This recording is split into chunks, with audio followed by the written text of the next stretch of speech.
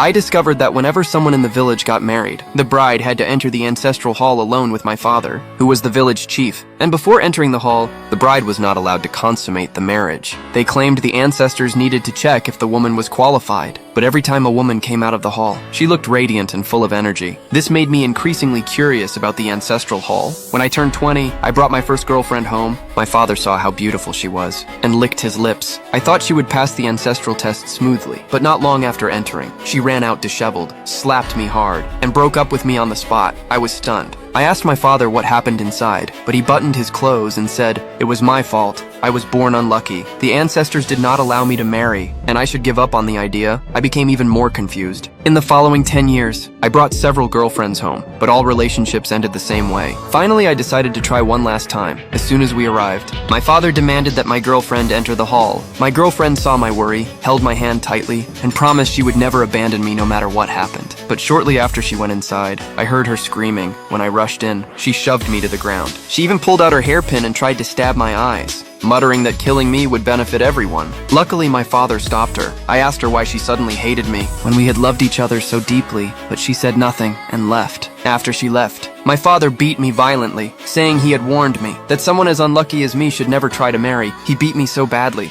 I fell unconscious for 3 days. When I woke up, my grandmother and uncle were beside me. Hearing what happened, they were furious and went to confront my father. But my father relied on his authority as clan leader, said outsiders had no right to interfere, claimed it was ancestral rule, and no one could defy it. My uncle and grandmother insisted on seeing the hall themselves. My father reluctantly brought them in, but minutes later, both of them stormed out in rage and started hitting me the moment they saw me. I had no idea what they saw, or why they treated me this way afterward. Just then, my friend arrived and helped me up. But the next moment, my father came with a group of men, saying even an outsider dared to meddle in our family business. My friend had no choice but to leave. Then I was locked inside a straw hut. Soon after, my friend returned with the police. They wanted to investigate the hall, but my father blocked them, saying only female officers could enter. Men were forbidden or they would anger the ancestors. The police didn't believe him, but to investigate properly, they agreed. Unexpectedly, the female officer came out and cursed me just like everyone else. She told my friend what she saw, and without asking anything, my friend kicked me away, cursing as he left. My father revealed a strange smile to prevent me from escaping. He locked me in the pigsty. I was completely confused. Why did everyone who entered the hall come out wanting to hurt me? Then my grandfather came. He promised to seek justice for me. But the next day when I returned home,